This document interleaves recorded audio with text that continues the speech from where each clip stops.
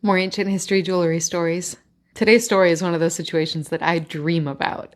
We're talking about this beautiful gold Hellenistic crown from around 350 BCE, most likely made in northern Greece.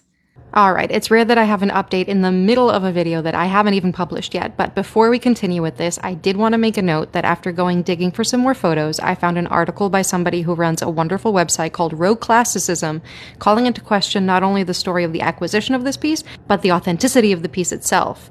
After looking a little further, I'm inclined to agree, and I'll pop back in at the end of this to give a little bit more information. We've talked about quite a few crowns, so what's so special about this one? Well, in 2016, this crown was found nestled among crumpled up newspapers in a cardboard box under a bed in Somerset, England. It was found among the possessions of an older gentleman who inherited multiple items from his grandfather. He had no idea about the value or significance of this crown and was blown away when he found out it was valued at somewhere between 100,000 and 200,000 pounds sterling. He says he's not entirely sure how his grandfather acquired the crown, but he does know that his grandfather spent time in northern Greece in the 1940s and 1950s. The crown has traces of dirt on it, which implies that it was likely found in a burial. And I imagine it was a lot easier to buy these sorts of looted items in the 1940s and 50s than it is now. Now back to what I said about the veracity of this piece and its pedigree.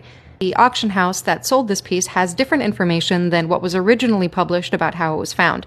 Not only do they only have this described as a Hellenistic crown with the word Hellenistic in quotes, but they've dropped the value to between 10,000 and 20,000 pounds sterling. After looking at this crown a little bit closer, I have to agree, this doesn't really look like an authentic Hellenistic crown, and I have looked at quite a few. They are one of my obsessions.